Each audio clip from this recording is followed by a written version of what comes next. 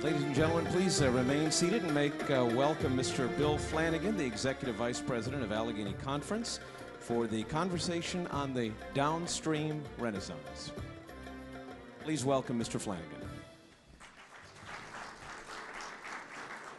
Good morning, everyone. It is great to be back with you again this year for the 6th Annual American Middle East Institute Business Conference. It's my pleasure to help facilitate the next panel discussion. This one is on the Downstream Renaissance, the economic transformation fueling the petrochemical industry. Those are big words and big claims, and so we hope to really dig into this over the next 30 minutes or so. We have two terrific panelists with us today who I believe have brought their crystal balls with them, and they're going to give us a sense of where we are and where we're headed. First off, Flemming Bjoernslev, the president and CEO of Lanxess Corporation, which is a leading specialty chemicals company based here in Pittsburgh.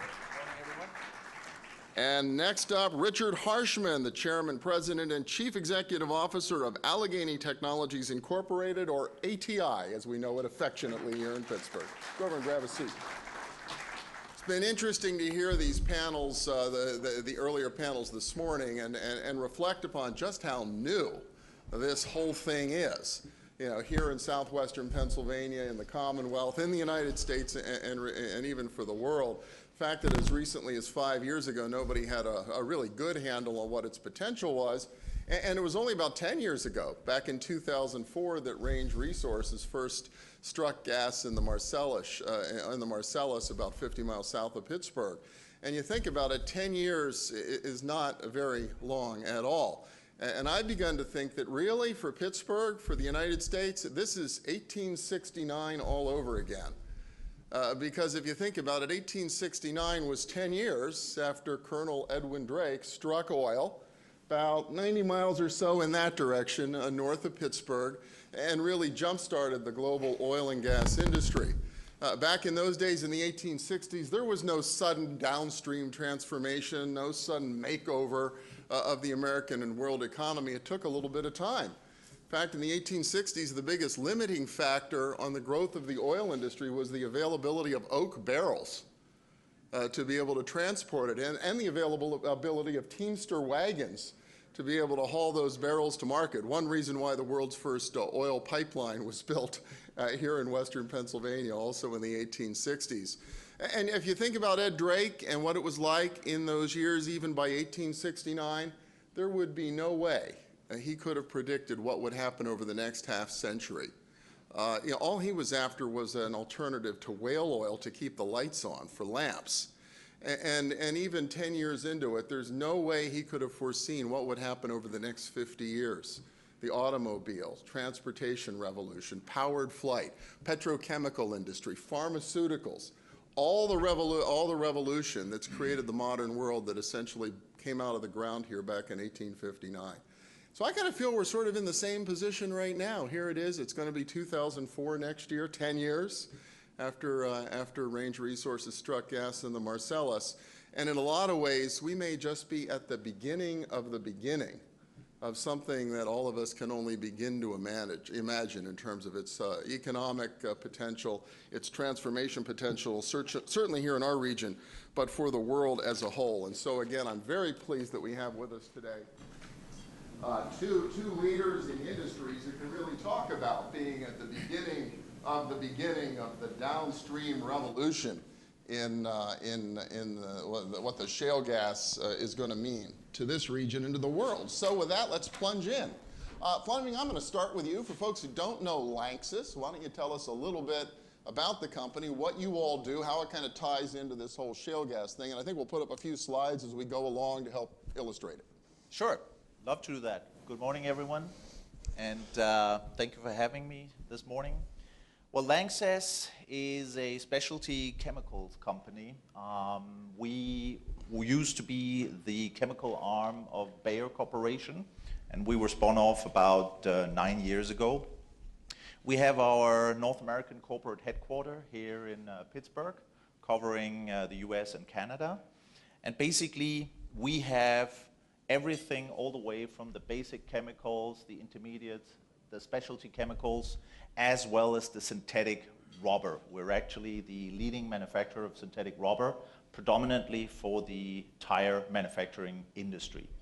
And obviously, everything we produce is extremely energy intensive. Hence why currently with our 14 sites in North America, in the Lanxess world, we currently have the cheapest energy cost here in North America, which of course is giving us an extremely competitive role, both for our domestic business here in North America, as well as for our exports throughout the world. So we basically produce a lot of the different rubber types here, and we export them throughout the world. It is the whole shale gas topic and the whole manufacturing renaissance that have sparked out of this is of course extremely important for us, because not only are we energy intensive in our production, we use a lot of raw materials coming from the crackers, and basically here we're having a double positive effect, both from an energy perspective as well as having the key raw materials that we need for all our downstream activities. So yes, it is fantastic when you consider that 5 years ago there was not a single greenfield investment project in the United States. And according to the American Chemistry Council, we're currently looking at 35 plus projects in the United States. From 0 to 35 in 5 years. Exactly. That's pretty impressive. Rich Harshman, how about from ATI? I mean, you guys were the guys who invented stainless steel, I believe, and brought it to market a long time ago. Still in the specialty metals business. How does all of this tie into what you do? Well, it's both an important input cost for us. Obviously, we're a big energy consumer. We make a wide variety of specialty metals and materials products, all the way from melting a wide variety of alloy systems into making forgings and titanium investment castings. Our largest end market is actually aerospace, but our second largest end market is the chemical processing industry and oil and gas. And so input cost, energy input cost in terms of our manufacturing process is very important to us. And equally important is really the downstream applications of our products, all the way from drilling and exploration into midstream, and as well as into the final products that are going into the oil and gas and chemical process industry. So I agree with Flemming that this is a unique opportunity. We're at a unique opportunity in terms of the renaissance of manufacturing in the U.S., not only from the importance of the potential for energy independence or near energy independence, but also from the standpoint of having the lowest cost, energy cost of any manufacturing producers anywhere in the world, of producing a wide variety of products, which obviously we're interested in, but also the chemical and the petrochemical industry also is interested in. So very unique time. If we can get it right from a policy standpoint, the opportunities are the best in my 35-year career. Pretty remarkable. And from looking at the chart we just had up, you know, you're drilling a mile or more, a couple of miles underneath the earth, a lot of extreme conditions. So I suppose in your particular part of the materials science business, that makes those applications even more important.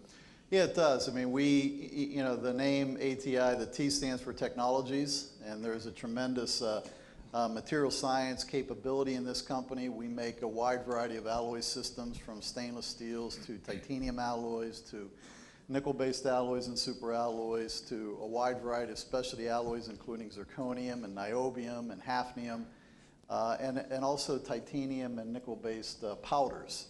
So all of these have applications in high temperature, highly corrosive environments, and obviously the oil and gas industry and the petrochemical industry are big consumers of the kind of products that we make. Flemming, you talked a little bit about, you know, going from 0 projects to 35 in the space of just 5 years. Is that because of the price of energy that's driving it, or is it also the feedstock play? I mean, you use this both the energy to run your factories, but you can also use the materials that come out of the ground to make the stuff you make, right? Well, obviously the energy part is very important, but it's not the sole decision topic here.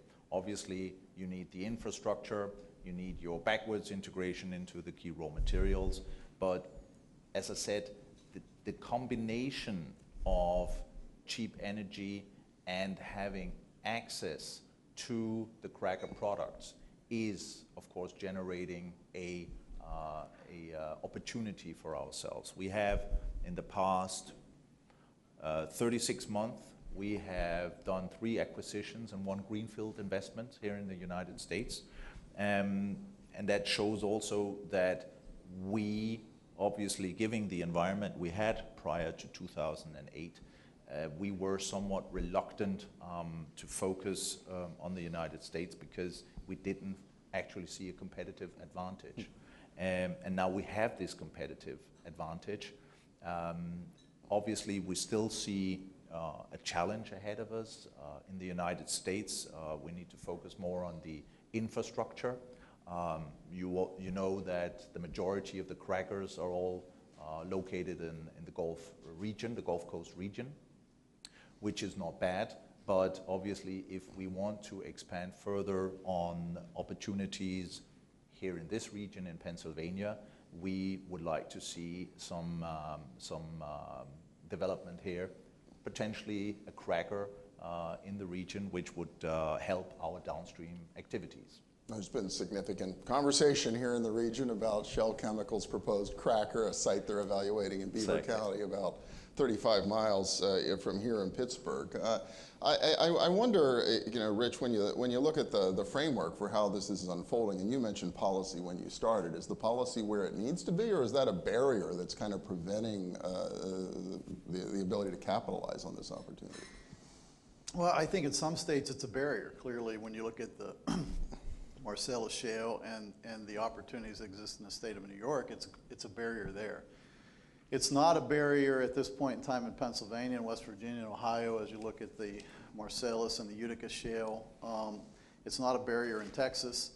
But I think that the final journey is not over yet. And clearly there's a number of issues at the state levels as well as the federal level in terms of fracking. And that's important for both industry as well as the regulatory environment to get it right and to realize the true potential of this from a U.S. standpoint, both from an economic diversification standpoint as well as from a national security and a political reality standpoint. I think when you look at the shale gas, the actual largest shale gas deposits in the world are in China. And I have a funny suspicion that the Chinese will get it right, at least from the standpoint of tapping that vast resource. They won't let the policy issues get in the way. They need technology, and they need Western technologies to do it safe. But I'm a firm believer that the best and the most environmentally responsible capability that exists to tap this tremendous resource resides right here in the U.S. if we can get the policy aspect right from an environmental regulatory standpoint. But it's more than just that. It's the whole range of policy issues from tax policy to the importance of education, especially STEM here in the U.S. So there are a wide variety of policy issues that we can either make work for us from the standpoint of economic development, responsible economic development, or it can be a barrier. I wonder how you see it in the petrochemical piece of this, Flemming, in terms of the regulatory and policy environment. What are the barriers right now that you're most concerned about? Well, basically, having been in the chemical industry for nearly 28 years, it has always been challenging because obviously you know that from a consumer perspective, the consumer would like to have everything chemical free, and all of us working in the chemical industry, we know that we would not be sitting in this room, in this building, if it wouldn't be for the chemicals. Lanxess is a member of the International Responsible Care. We take it very seriously. We appreciate the introduction of the Product Safety Code, which was introduced by the American Chemistry Council this spring in May, because it shows that we in the chemical industry take it seriously all the way for a product, all the way from the cradle to the grave, And that means obviously also taking into consideration where does the energy come from? Yeah? Where does it come from and how is it being utilized? And I think at the end of the day, with the Lanxess products, for example, which goes into the automotive industry, it's all about weight reduction, it's about CO2 emission reduction, and at the end of the day, by using cleverly plastics in the automotive industry, you can reduce the weight, you can reduce fuel consumption, increase the mileage, and you spend less energy in the first place. And at the end of the day, as we move forward, it is clear to us, both as a company as well as being member of the chemical industry in North America, that the consumer will demand us to prove that we are cautiously taking care of the resources and that we create the products that they need, but still in a manner that they expected. And here, again, I think that the shale gas energy will support this downstream activity. And I know for a fact that the American Chemistry Council is looking very much into all the details of the value chain, which is basically supporting the chemical industry and supporting us as individual companies in order to make sure that we do this in a responsible manner. Rich, I wonder too, coming back to something you said about China and the fact that they're going to go do this one way or the other, and they're going to buy the technology if they need it to get the job done. Assuming we can develop those technologies, especially here in our region, but certainly in the United States, there would seem to be a big market opportunity. Is that too going to be a big opportunity for manufacturing here in the United States? Yeah, I think so. I mean, we actually have a net positive trade balance with China at ATI. We're selling more product into China than we're certainly buying from China. And a large part of that is because of the technology and the capability that we have for the higher end specialty materials and specialty metals that they don't yet have the capability. And it's a huge market, obviously. But from a policy standpoint, I mean, their economy is much different than ours. There's essentially driven, so from a policy standpoint, they have fewer barriers and can do things much quicker, and they have a 100-year plan, as opposed to public companies being, questions about how does the next quarter look here in the U.S. So there's a lot of advantages, but technology is still on our side, quite frankly, and the continued leadership in that technology is really important from the standpoint of not only my company, but I believe American manufacturers in total. And that's where the energy play comes in.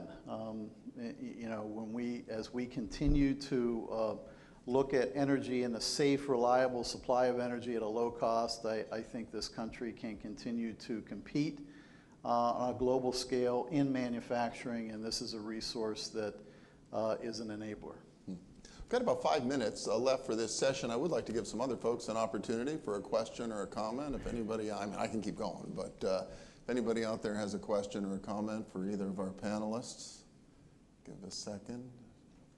Not seeing any hands. I want to ask you about exports. Some debate beginning in the United States about whether we're going to build these pipelines so we can take them to the coasts and we can turn this gas into LNG and we can sell it into the world market, because there's an enormous differential right now between what the rest of the world is paying and what gas costs here in the United States. From the perspective of guys in the manufacturing business, good or bad if we pursue that economic opportunity? Flemming? Well, basically, we're an international operating company. We're all in favor of free trade, and free trade means everything all the way from the gas down to the finished products. Hence why not taking this opportunity and generating a profit out of a gas business, LNG-wise, for example, I think that would be a pity. Okay, Rich? I mean, it's a great question, and there are two sides to the equation, and I think that we tend to oversimplify things in saying that everything is black and white, and there's only no export or you know, a wide range of export capabilities. I think that there's a balance there, and there's a balance that we can continue to be on the journey to energy independence, which I think has huge political and economic benefits for this country, and at the same time continue to, and also use that low-cost resource to develop value-added products for the global marketplace, not only for the North American market, but also for the global market. And at the same time, because of the vastness of the resources, assuming we get the policy side right and the continued exploration and development of the resource happens, that we can also supply the emerging needs outside the U.S. for low-cost natural gas. I'll turn again to the audience. I got a couple of minutes left in case anybody has a question, comment, thought, whatever. Well, okay, then I'm going to give you each a minute to just talk about something you missed, some important point I didn't ask you about, the one message you want this audience to carry away when they leave today about the downstream potential of this industry and what it could ultimately mean to manufacturing in your industry, certainly here in the United States. So Flemming, you can begin. I think I would like to, to phrase the takeaway message. It is a unique opportunity for the United States, given the fact that for the past 20 years, we have seen businesses leaving the U.S. Predominantly to go to Asia, and now all of a sudden they are coming back. And I think this is great because at the end of the day, the crisis in 2008 showed how vulnerable we are as a country if we are only doing financial services.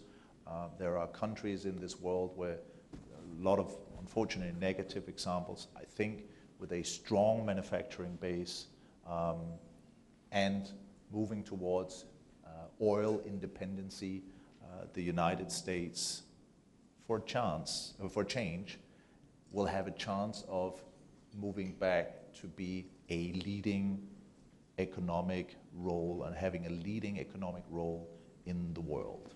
Okay. It's a tremendous opportunity, and a very valuable real resource that we can turn the economy back into a more manufacturing focus. Not that the service industry and everything, it's more of a diversified economy that we've seen decimated, quite frankly, over the last generation and a half in this country and replaced by other emerging markets. And this is a very unique opportunity for us to turn that around for the benefit of not only the economy and the nation's security, but also the development of the middle class. And this country can tap into these resources in a more environmentally responsible way than any country in the world. And I'm confident that we will if we don't get in our way. All right. Thank you both very much. Round of applause. Richard Harshman, Flemming Bjoernslev. Thank you so much.